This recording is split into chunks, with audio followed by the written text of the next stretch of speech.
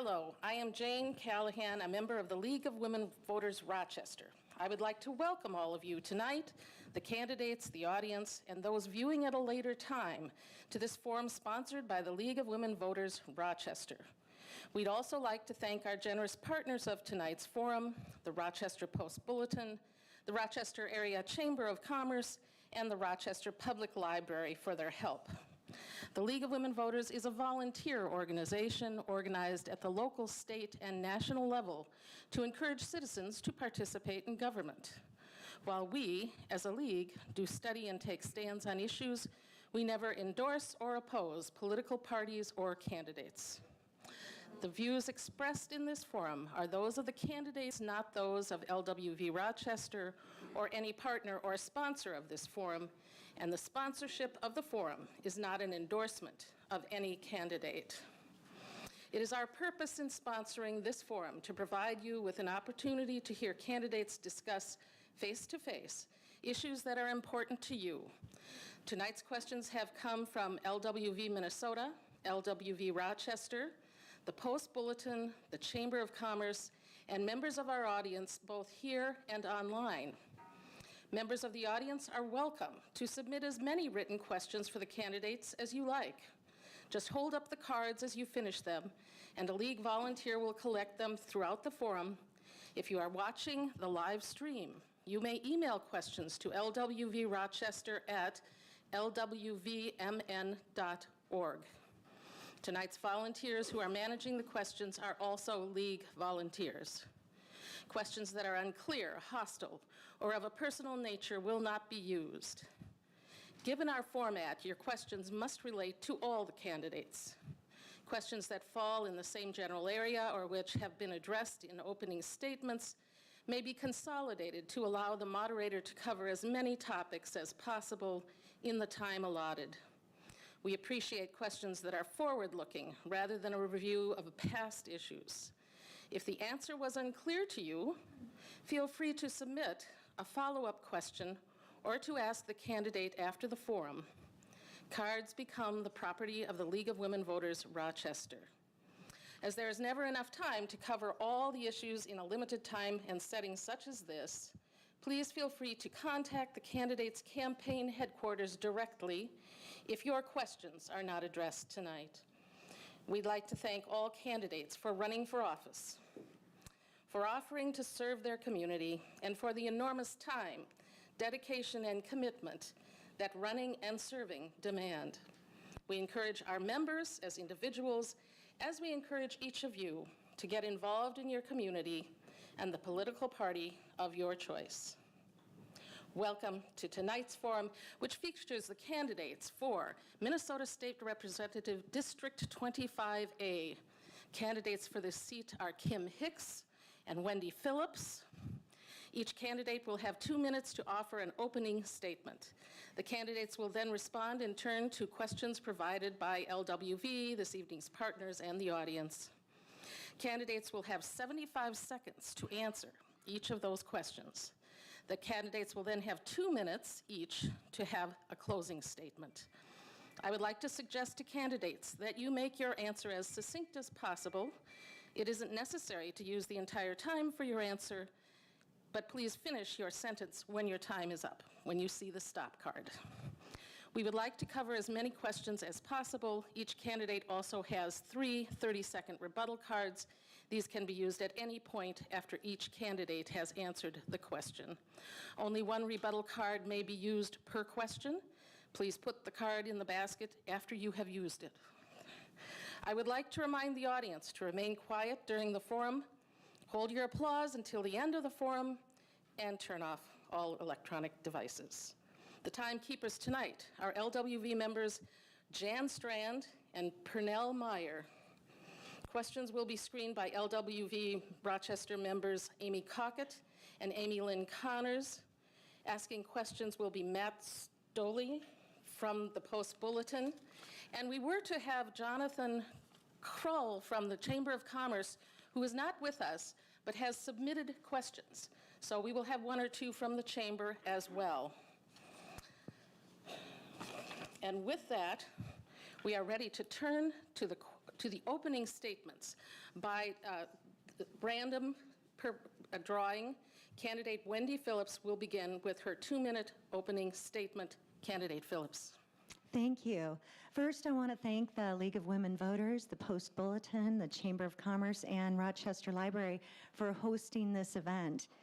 I'm Wendy Phillips. I'm a wife, a mother, an entrepreneur, a woman of faith, and a candidate for Minnesota House Seat 25A. My parents grew up in the Midwest and raised me with Midwest values. My mom was a Republican businesswoman, and my dad was a Democrat union IBEW construction worker. And the running joke in our house was that Mom and Dad canceled out each other's votes for the 57 years that they were married. And growing up in this household taught me an important lesson, that even though there was a division in political ideology, that we could choose to be loving and respectful toward one another while enjoying life together. After caring for my mom until she passed at the age of 93, my husband and I moved to Minnesota to care for his elderly parents. And I was surprised to find out that Minnesota is very similar to California regarding its progressive political agenda.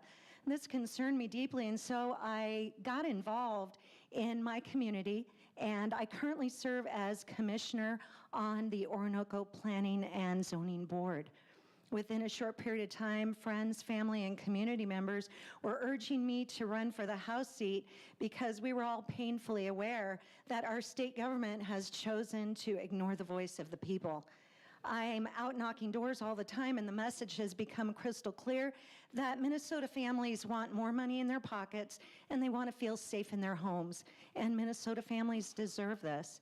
So with 40 years of experience serving others through Church Leadership Board, Ministry and Missions, as a health and fitness coach, and most recently as a licensed real estate agent, and with the endorsements of Minnesota Police and Peace Officers Association and many community business owners, it is clear that I'm up for the task of setting our state on a course for prosperity. I'm excited to earn your vote and to serve you in St. Paul. Thank you, candidate. And now, candidate Hicks. Thank you so much. I want to start by thanking everyone who's here today, thanking the League, the Post Bulletin, the Chamber, the Library. It's so wonderful to see so many people here engaging in our democracy. I'm Kim, and I am from Rochester. I was moved here by an IBMer. I've been moved. When I was 8, I went and graduated from Mayo High School. I went off to college, and I returned here to raise my family. My husband and I have 5 children here in Rochester. And we've expanded our family through unique ways. I didn't have them all. Some of them joined us through the foster care system. I am so proud of this community. I am so proud of who we are, and I am so proud to have been part of it my whole life. I have served as a disability advocate. I've served as a special education teacher. I've supported people in finding a variety of supports throughout our community. And I believe firmly in who we are as a community, and I know that we can help and support each other. I am running for office today because I believe that it is time to put people before politics.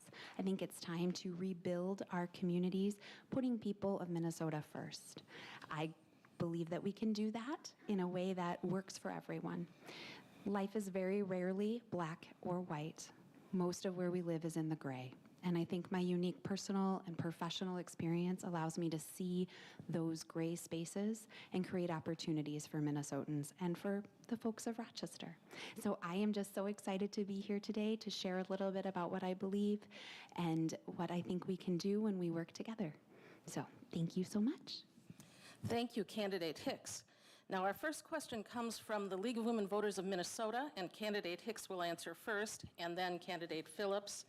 And the question is, as a member of the legislature, what measures, if any, would you support to reinforce or ensure voter confidence in our elections? Thank you so much for the question. I believe that Minnesota's elections are safe and secure. We have had recounts in this state, and they have proven over and over again that we are having safe and secure elections. I think that we can maintain our safe and secure elections by maintaining access to voting for all voters. I believe that the 2020 election was free and fair. I support same-day registration, absentee and early voting, especially for our seniors and people with disabilities. These tools help those that are impacted by our decisions that we make in St. Paul have a voice in those conversations. Minnesota's voter turnout remains high, and I think we can keep it high by remaining in these situations and making sure we stay safe and secure. Thank you. Candidate Phillips. Thank you. I believe that one of the things that would bolster the confidence of voters is that if we had voter ID at the polls. I was very surprised to walk into my polling place on primary day, and I had my ID out and they told me that I didn't need that. I asked them, what happens if somebody, voted in my place and I came in later to vote? And they said that they would be able to deal with that after the fact, and I don't understand how that would happen, but that was concerning to me. Another thing that I think of is that with same-day registration, it would be great to have provisional ballots, to have a day that we declare a holiday so that all people can go out and vote. That would be a wonderful thing. And then also with the announcement that President Biden made over the weekend that COVID is officially over, what a blessing that is. I think it's time that we roll back those special provisions that were put in place for COVID and go back to our normal voting laws. Thank you. Thank you. The next question comes from Rochester Post-Bulletin. That's right. The U.S. Supreme Court in Dobbs versus Jackson's Women's Health Organization held that the Constitution does not confer a right to an abortion. Closer to you. Oh, okay. Now, the state of Minnesota in Gomez rules that it protects the Minnesotans' right to an abortion. But that could change. The legislature could choose to amend the Constitution to make abortion illegal, just as has happened at the national level. Where do you stand on abortion and reproductive freedom? Well, the short answer is that I am pro-life. The long answer is that due to the 1995 decision in Minnesota Supreme Court, where in Doe versus Gomez, the court ruled that abortion is legal in the state, that stands as law. It would require the Minnesota Supreme Court overturning that decision to change the law in Minnesota. But presently, the DFL is spending thousands of dollars attacking me on this issue to divert voters' attention away from the DFL's epic failure of leadership. We've got rising gas, food, and energy costs. We've got rising crime rates. We had a portion of Minneapolis burned to the ground. Student test scores are falling. Businesses are permanently closed. And the list goes on and on. And this is a shameless attempt on the part of the DFL to gain votes in the upcoming election. The issue of abortion is not on the ballot this election cycle. Thank you. Candidate Hicks. Thank you so much. I would counter that the issue of abortion is on the ballot this election. Just this weekend, a group called Moms has challenged the most recent court case in Minnesota around our abortion restrictions, and it is moving to the Supreme Court. So it is on the ballot. And what I will say about abortion is that my views on that have dramatically changed. I suffered a life-threatening ectopic pregnancy, and as I sat in those conversations and in those rooms and tried to make the best decision for myself and my family, the emotional and physical toll that was taking on me was astronomical. I would not have wanted a politician in that room with our family, and I don't want a politician in that room with anyone else's family. Thank you, candidate. The next question comes from the Chamber of Commerce. May I? Oh, I looked and I did not see the green card, I but wasn't very call. quick on the draw. All right. So it was me, not you. 30 seconds, Candidate Phillips. With 5 liberal justices, 1 moderate justice, and 1 conservative justice currently sitting on the court bench, the probability of Doe v. Gomez being overturned is highly unlikely. Thank you. And the next question again comes to Candidate Hicks from the Chamber of Commerce. The last legislative session ended without an agreement on how to spend Minnesota's over $9 billion surplus. If you are elected, what priorities do you have for those funds? How will you work with a possibly split control legislature to allocate those funds? Divided government requires compromise. And when we compromise, we don't get everything we want. I believe that we should take the surplus and break it into 3 buckets. The first bucket being savings. Just like any Minnesota family, I think we need to put some money away for a rainy day. The second bucket, I think we should use to fund the things we have traditionally underfunded. We haven't funded increased funding or rates for children's mental health in this state since 2008. We haven't increased rates for autism services since 2013. We've never fully funded special education. We haven't kept up with inflation when we talk about childcare and a variety of other services, including our disability services. We need to take that money and fund the things we've been putting on the back burner. And then we need to take what's left and we need to give it back to hardworking Minnesotans and small businesses.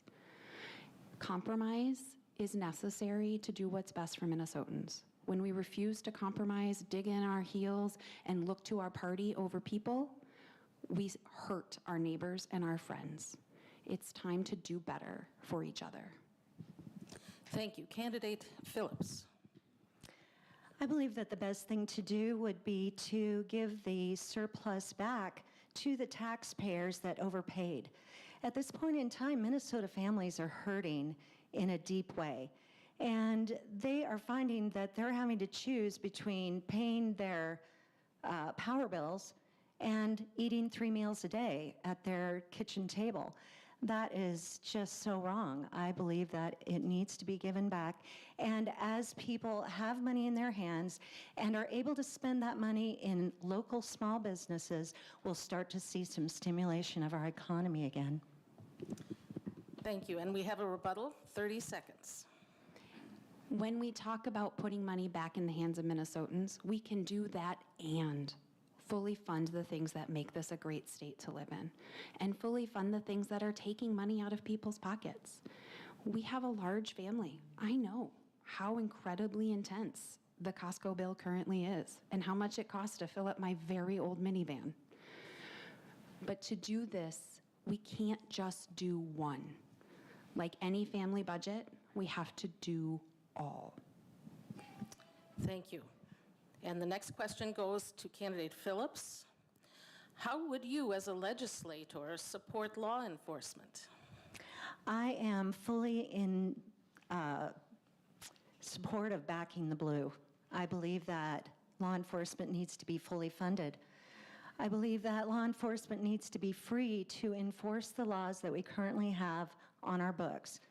And I believe that if we had prosecutors that were prosecuting laws according to the way that they are written on our books, rather than setting criminals free, then we would be supporting law enforcement. We would be attracting more officers of higher quality to our law enforcement agencies, and we would avoid the anarchy and chaos that would ensue if law enforcement were to break down.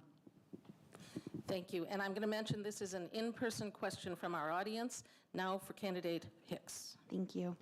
Everyone deserves to live in a community where they feel safe. I support our law enforcement and I support fully funding police officers. But fully funding police officers means that they are asked to do their job, not everyone else's.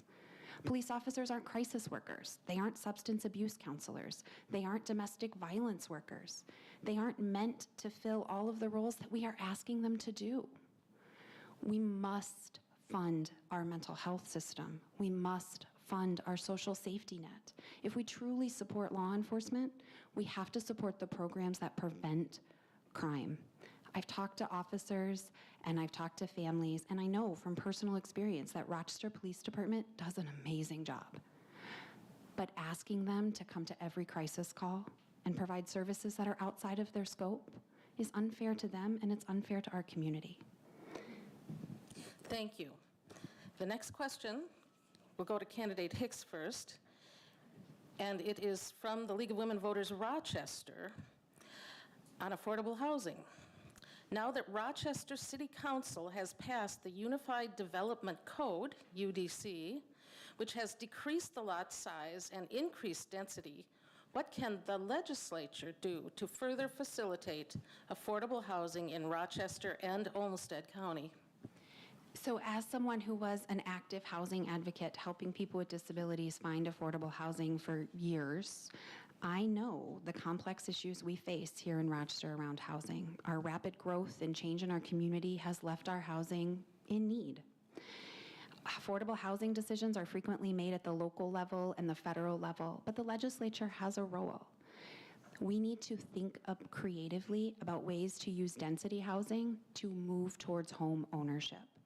Home ownership, whether it be a condo or an accessible townhome, is the passing of generational wealth. Rochester has done really creative things through the Rochester Area Foundation with first homes, and we need to look to that model to identify ways to create housing density that leads to home ownership in a similar path.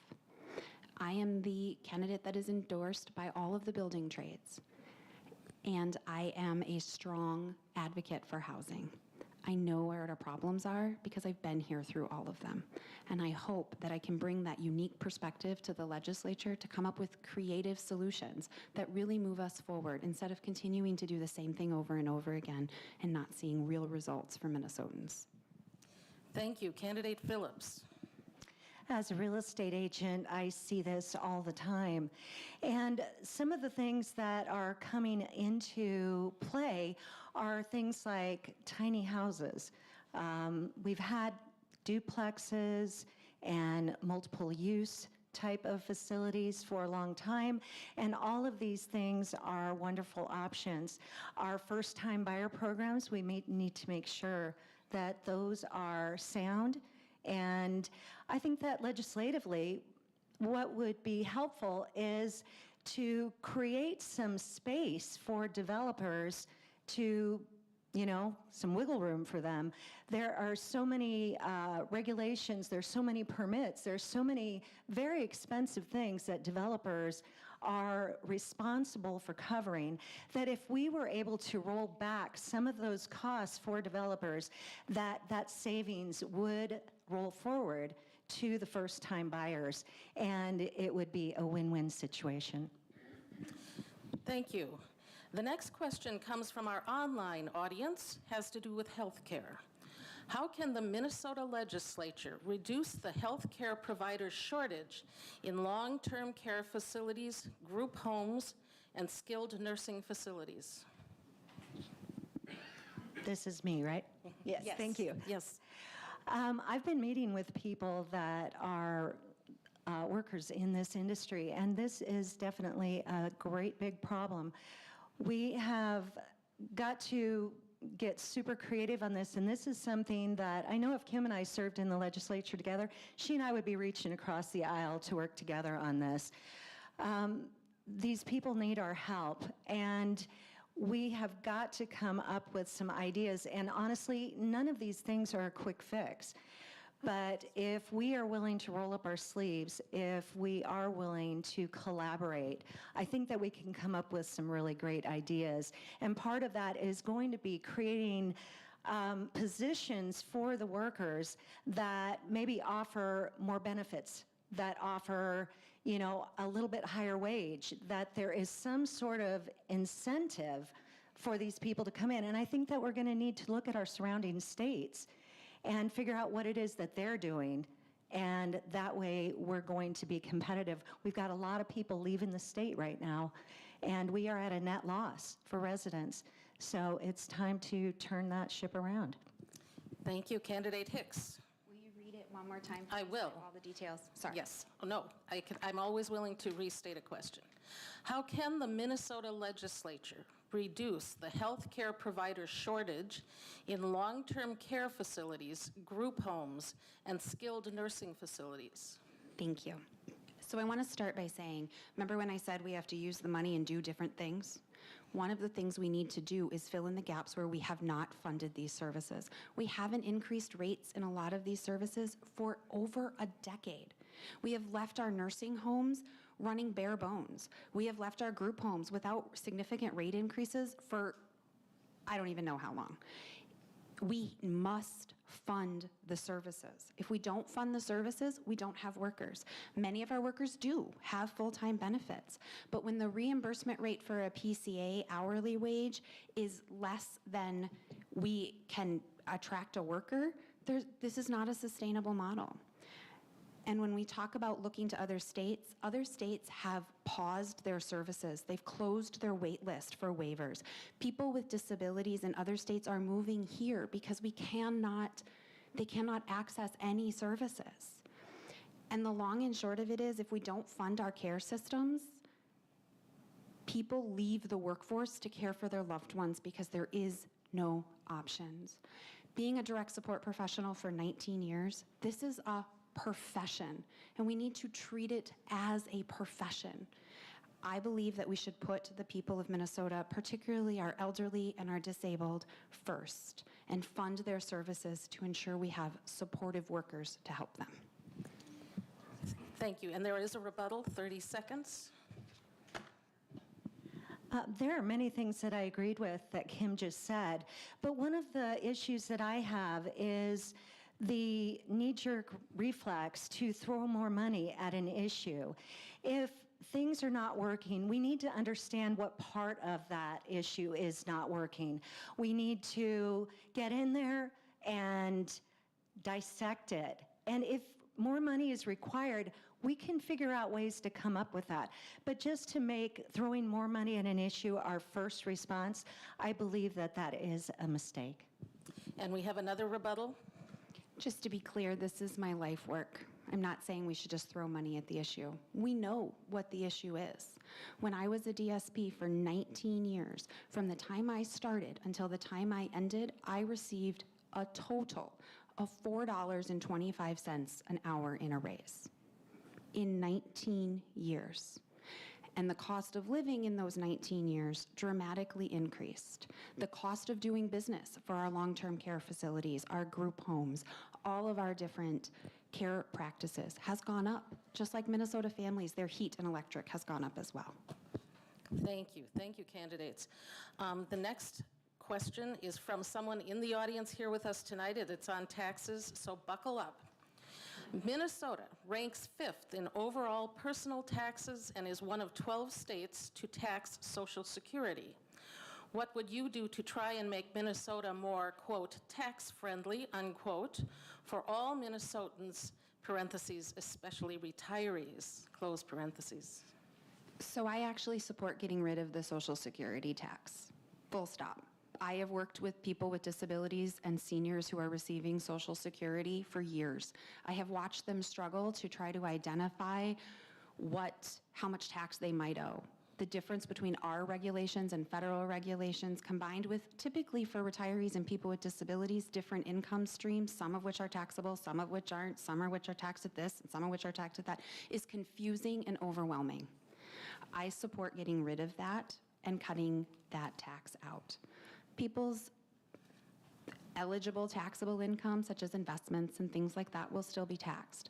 But removing the Social Security tax helps a lot of middle-income seniors who get $2,000 a month in Social Security and $2,000 a month in a pension or an investment. The same thing happens for people with disabilities on Social Security. So I support that. I also think that we need to take a look at how to decrease tax load on families, particularly families in middle and low income brackets. It is very, very difficult to spend $500 at Costco, pay for soccer camp and dance classes, and your mortgage. And with increases in heat and electric, it's important to put those priorities. Like I said, 3 buckets. Candidate Phillips. Thank you. I agree. We need to eliminate Social Security income tax. It just makes no sense that a person would work their whole life, pay into a fund, and when they're taking money out of that fund that they've paid into, that they're going to get taxed on that same money a second time. That needs to end. We have income tax, and obviously if we have a surplus of approximately $2 billion every single year, we are overpaying into taxes. We need to lower income tax for individuals and for families. And we also need to lower taxes on businesses. We've got a mass exodus happening in Minnesota, and part of the reason is that it is incredibly expensive to live here. So I say let's roll back taxes, let's be more inviting to the people that are outside of our state, and let's keep the people that are here. The more people we lose, the more that tax base is going to suffer. Thank you. The next question comes from the Rochester Post-Bulletin. This may be a related question, but inflation remains a 4-decade high. Prices for gas and used cars dropped in August, but other prices rose. And family budgets have been hit hard by rising inflation. Is there anything that you could do as a state legislature, as a legislator, that would soften the blow, and what would be your approach to that? Well, inflation is definitely one of those issues that is not a quick fix. We have got a 40-year inflation rate right now that is completely out of control and has turned into a beast with a life of its own. I believe that the tax cut situation that I described would absolutely help to keep more money in the pockets of Minnesotan families. But I also believe that it is progressive policies that have pushed us to this point. And so we're going to have to examine the policies that got us here, and we're going to have to plot a course to turn this thing around. Candidate Hicks. Thank you. There is absolutely an inflation problem. And there's not a lot that the state legislature can do to control inflation. But what we can do is control the things that are contributing to it, right? We can help people by making sure that they aren't having exuberant healthcare costs. We can help people by fully funding education at the state legislative level so that we don't see increases in our property taxes. We can work together to use the surplus in a way that is smart so we can both put direct money back in taxes, right into people's pockets, but also decrease their out-of-pocket expenses by helping ensure that we have fully funded education, fully funded childcare, created opportunities to decrease our healthcare costs, and rail in the prescription drug companies. Minnesotans are hurting, and families are hurting, and individuals are hurting. Hardworking Minnesotans deserve a break. But to do that, we're going to have to use compromise, and we're going to have to do more than just one thing. We have to look at all the buckets. Thank you. The next question is from an online audience member, and it goes to candidate Hicks first. As our representative, how would you address the changing climate and move Minnesota toward a more sustainable future? Climate change is real, and it is happening here in Minnesota. We absolutely have been a leader in creating clean energy, and I think we can continue to create clean energy opportunities. To do that, though, we're going to have to lean into our experts. We're going to have to make sure that we're diversifying our energy streams. There isn't one solution, but it is a multifaceted solution that can help us save our planet and our state for our kids and for our future. Pretending that nothing is happening is a choice. I tell my kids all the time, doing nothing is a choice. And I don't want to do nothing. I want to move us forward using our expertise and building green jobs and green energy here in Minnesota. I think we can do that together. And we can, again, compromise. We can find space where we aren't hurting one thing for the other. I think it's important that we look at the gray that exists in our community. Candidate Phillips. Thank you.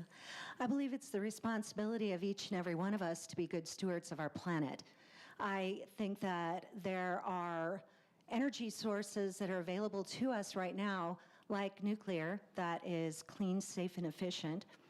I come from California, where they have decided that they're going to move into green energy, and they have backed off of those reliable energies too quickly. They are in a heat wave right now. Their power grid has crashed. They've got rolling brownouts. The people that drive electric cars have been told they're not allowed to plug in their cars because the power grid cannot handle it. I agree that through science and innovation, we are obligated to continue to look for clean and safe forms of energy. But let's not be hasty and throw out the baby with the bathwater. Thank you. The next question is from our audience in person here, and it goes to candidate Phillips first. Will you support an equal rights amendment to the Minnesota Constitution? You know, my mother was a pioneer businesswoman. She was in management in the 1950s. And my mom served in a job position that was traditionally held by men, and she was not paid the same wage as the men that held the same type of position. I think that if you are going to do the job, if you have the skill set, if you have the experience, your sex, your age, your skin color, nothing should matter. Your wage should be commensurate with your skill level and your experience level. So yes, I would support ERA amendment. Thank you. Candidate Hicks. Well, we definitely agree on this. I also would support an equal rights amendment. I think that it is time to do that on the state level. As a woman who has worked in the professional field, I know how difficult that can be. I am blessed to be in a union now where I know I'm getting an equal wage. But when I worked in nonprofit, I know that can be struggles. So I would completely support that, and I think it's high time that we do so in Minnesota. Thank you. Our next question comes from online. It goes to candidate Hicks first. Do you support electoral college reform? Specifically, would you support a Minnesota bill that ensures our state's electoral college votes are awarded to the presidential candidate who wins the popular vote? I support keeping our elections fair and continuing to let the people's voice be the deciding factor. So if the popular vote indicates a winner, that is who our electors should go to. No one should be able to change the vote of the people. That is how we start down a path of fascism. When people vote, their vote needs to count, and it needs to be counted as they voted. We should not do anything to degrade our system. Thank you. Candidate Phillips. Well, now that I live in flyover country, I am appreciating the Electoral College more than ever, because I know that the populations are so heavy in states like California and New York that those states would be deciding the elections every single time if it was strictly a popular vote. And so I would not support changing from the present Electoral College format into the popular vote. Thank you. The next question, again from our audience here, goes to candidate Phillips first. On the minimum wage, do you support a $15 per hour minimum wage in Minnesota? If we were to go to $15 an hour minimum wage, a jump from $10.33 an hour, we would have small business owners that would have to be laying off part of their staff. And so where is the gain here? If I have 10 employees and I have to cut back to 7 because I can no longer afford those 10, what have we accomplished? I think that simply raising the minimum wage is not going to be enough of an answer. But I do believe that we need to create a livable wage. And honestly, I don't have the answer to that right now, but I'm willing to have whatever tough conversations need to be had so that we can hash it out and we can support Minnesota families. Thank you. Candidate Hicks. I would support raising the minimum wage because, frankly, the market has already indicated that we need to. My 18-year-old is making $16.50 at Target. The market has indicated, because of the workforce shortage, that we need to raise the wages. Businesses are having to do that. And by having the minimum wage set at where it is, we're actually hurting small businesses because large corporations have the money to pay it and smalls don't. I think we need to talk about a livable wage, and I think we get there by ensuring that workers have access to the training that they need to get the jobs that are well-paying. That includes things like our union jobs and making sure that we are investing in our higher education, and not just four-year universities, but post-secondary opportunities, adult basic education, our workforce centers, so that people learn how to be an entrepreneur and get the skills and resources they need to be able to live their best life in a job that can support their family. Thank you. I have a question that's in person, that's on unions, so it seems pertinent here. It goes to candidate Hicks first. Will you support labor union rights to organize? And will you oppose any, quote, right to work legislation? As a union member, absolutely yes. I got cancer 2 years ago. And because I was in a union, I had high quality health care. Because I was in a union, my job was protected. Because I was in a union, I was able to take the time to have chemo to save my life. My healthcare providers saved my life, but my union saved my family from bankruptcy. I absolutely support workers' right to unionize. And I think unions are how we move our workforce forward. Thank you. Candidate Phillips. Under our Constitution, we are guaranteed the right to pursue life in whatever way will make us happy. I think that for some people, like my father, being in a union was the right thing for him to do.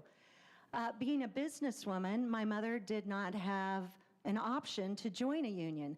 And so to say that I would support unions while denying the right to work group, it just seems completely one-sided and unfair. So I am for liberty. I am for people having the right to make their own choices and to live life according to their own terms. Rebuttal for 30 seconds. Just to be clear, the right to organize doesn't take away anyone else's right to not. The right to be in a union and advocate to get what you need to support your family doesn't mean that a small business owner has to. It doesn't limit entrepreneurship.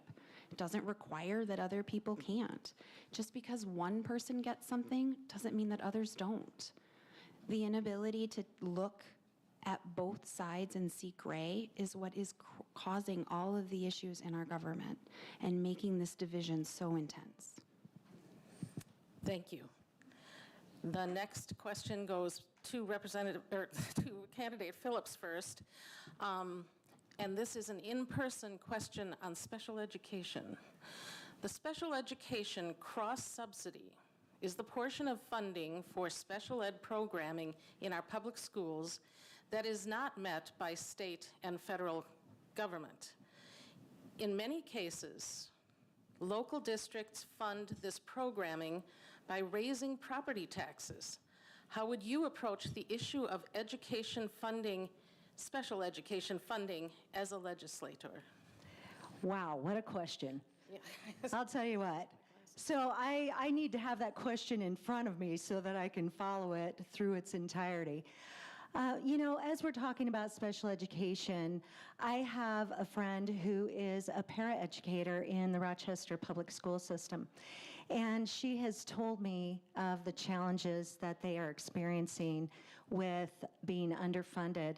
And I just want to say to Kim at this point in time, I think that the work you do is very important. It's so noble and is absolutely necessary. And I think that kids deserve every advantage that they can possibly get. I am absolutely in support of children. When it comes to special needs, I think about the fact that there is the possibility that in certain academic ways or in certain emotional ways that they're struggling just a bit and they need some extra help, they need some extra tutoring. I believe that we need to provide that for them while having them integrated in the main body of student, population. In regard to the funding of all of this, I would have to pull back the hood, look underneath the hood and figure out how the money is being spent, and then consider the possibilities of what to do from that point forward. Thank you. Candidate Hicks. Thank you. Special education is a mandate, and it's a not funded mandate. The federal government says that you must provide the education and support that all children need, including those with disabilities. When we don't fund that from the state legislature, and we have left a significant gap in the cross-subsidy forever. We have never fully funded it, not one time.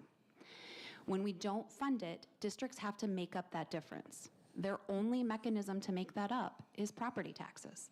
Understanding that when a child has autism and is in first grade and requires a one-to-one paraprofessional to stay in their classroom means that the kindergarten classroom has to lose their student aid because that paraprofessional is not mandated. If we don't pay for it from the state, we will pay for it in our property taxes. We cannot continue to cut the funding from our care systems and expect that somehow the results are going to change. And I know I've said this a couple of times, but we have the money to fund these things and put money in savings and give money back to Minnesotans. We don't have to sit in black and white. We can find compromise and solutions that work for everyone and move us forward together. Thank you. The next question is from the League of Women Voters of Minnesota.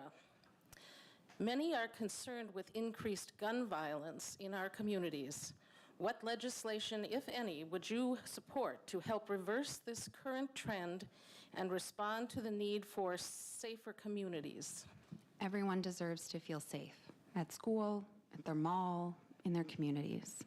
Gun violence impedes on that safety.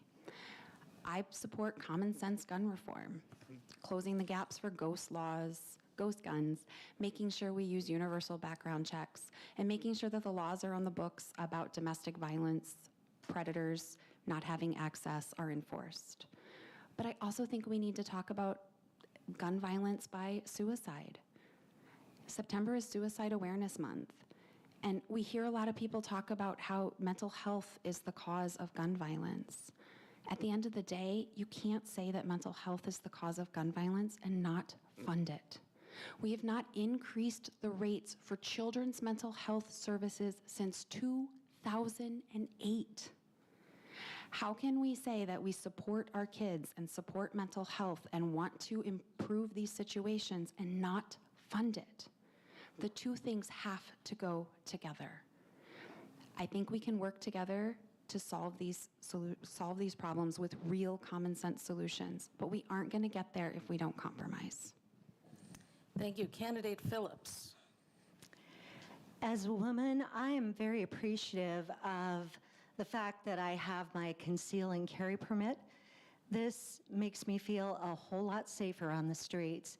And you know that I have a 37-year-old centrist daughter who recently said to me that she's thinking about getting her concealed carry permit, which is completely out of character for her. But she wants to feel safe as well. And I believe that mental illness is a huge factor in the gun violence situation. We are not going to be able to legislate in a way that removing guns is going to remove the violence. If there is a mentally ill person and they are set on hurting somebody, then they're going to use a baseball bat, an ice pick, a knife, a machete. We cannot legislate violence out of our streets, and criminals and anybody who is not going to follow the proper protocol, going through, background checks and all that, they are going to purchase guns on the black market, and legislation is not going to stop that. Thank you. Candidate Hicks. You already answered that one. I did. Yes. So this question goes to Candidate Phillips, excuse me. It's an online question on end-of-life care. Discuss your position regarding legislation that would give Minnesotans more choices in end-of-life care. Well, if we're talking about euthanasia, I do not believe that is something that I would support. End-of-life care, if we're talking about supporting a person, giving them the care that they need to live out the remainder of their life in dignity, absolutely. I'm fully in support of that. At this moment in time, my 93-year-old father-in-law has just recently had 2 silent heart attacks. Kim and I talked about that. Neither of us had heard of that before. But he had 2 silent heart attacks, and that put him into assisted living. But assisted living in and of itself is not enough, and my husband is over in Austin 3 days a week making sure that his dad is well cared for. And so I believe that it is a situation where end-of-life care, to live out the life with dignity, that it's going to take a village. It's going to take the assisted living facilities, the families, the friends. It's going to take a great deal of compassion, and we're all going to have to pull together to love the people that raised us and loved us for our entire lives. Thank you. Candidate Hicks. I support death with dignity. When I was 30 years old, I watched my father die of small cell carcinoma, and I supported his care in hospice because the hospice hours were not enough. And I was at his bedside when he passed. And as somebody who had cancer 2 years ago, I have big feelings about making sure that I have some choices at the end of my life. When we talk about end-of-life care, we're talking about all of the things Ms. Phillips said as well, but we have to fund those things. We have to make sure that we have workers to come into the home in hospice. We have to make sure that the assisted living has staff. We have to make sure that the PCAs and the home providers are available and the home health aides can come to help with that transition to the hereafter. It's important that we have those supports in place so everyone has the opportunity to die with dignity. And I believe we've come to our last question, after which we'll move to closing statements. And the last question is from the League of Women Voters, Rochester. Given the lack of action by the legislature last session, despite a surplus, do you have any suggestions for changing legislative processes to improve the outcomes? I like that question. I think one of the things that we need to do is start by coming back to putting people first and working towards real compromise together, having conversations about what we believe and why we believe it, and making sure that we're debating and having open, fair, transparent discussions about the different things that we're moving forward. The House did its work, and there was an agreement on the table. And it's time to make sure that we come to an agreement that really works for Minnesotans. And I think we do that again by looking at everything and using compromise. I would never allow my children to get up and take their ball and go home. And I don't think we should allow our legislators to either. I don't promise to be able to herd the cats singularly, but I do promise to always answer back to my community about why I voted, and what occurred. Thank you. Candidate Phillips. Thank you. When our founding fathers established our Constitution, the way that they set it up was so that we, the people, would decide what it was and how it was that we wanted to live. We would communicate that to our city leaders, who would then communicate it to our state leaders and then to federal leaders. Well, that whole thing has been flipped on its head. And now we've got federal government that is overreaching into our lives. So I think we need to get back to basics. As a legislator, I would love to have regular town hall sessions with my constituents where they would be telling me what it is that they need, what they think about the things that I've been doing up there, what they think about is going on in general up there. And then I would be obligated to take that back to the State House and share that information. Another thing that I'm aware of that's going on is that there's a lot of conversations that are going on in the Capitol behind closed doors. We need to bring those conversations out into the light of day, and we need to know which representatives are doing a show of hands, that 15 hands will bring something to a House vote. We need to make sure that we know how our elected representatives are voting. Thank you. No green cards, so we will move to the closing statements, and we will flip the order from the opening statements. Candidate Hicks, you are first. Thank you. I just want to say thank you again to everyone for coming tonight and for submitting such great, thoughtful questions. I really appreciate the opportunity to share what I believe and why I believe it.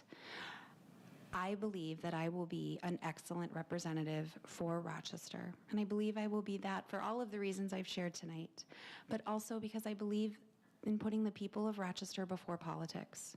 I believe we can do more than just one thing. I believe we can meet the needs of our community by fully funding all the various things we talked about tonight, by putting money away for a rainy day and putting money back in the pockets of hardworking Minnesotans and small business owners. I think it's important that as a community, we come together and we work together to find real solutions to move us forward. I know that together we can do this. We can move our entire community forward. I think my experience, both personal and professional, as a policy lead and as an advocate, give me a unique lens into where the holes are in our system and ideas about how we fill them. And I believe that by filling those holes, we will increase quality of life for people here in Rochester and throughout the state. And I would be honored to be your representative and to represent this place I call home and where I am so happy to be. Thank you. Candidate Phillips. Well, under DFL leadership, the state of Minnesota is experiencing death by 1,000 cuts. Crime is on the rise. Carjackings in Minneapolis are up 339%. We're first in the nation in carjackings. And student scores have fallen. Gas, food, and energy costs are skyrocketing. And while the DFL's cohorts in Washington, D.C. and St. Paul spend thousands of dollars attacking my campaign with half-truths, all in an attempt to divert your attention away from the epic failure of their progressive policies, our state is being decimated and Minnesotans are suffering. We need a representative in St. Paul who will be a champion for the people. My friends call me Grace and Guts because they know I'm ready to take a dignified stand for the people of this district.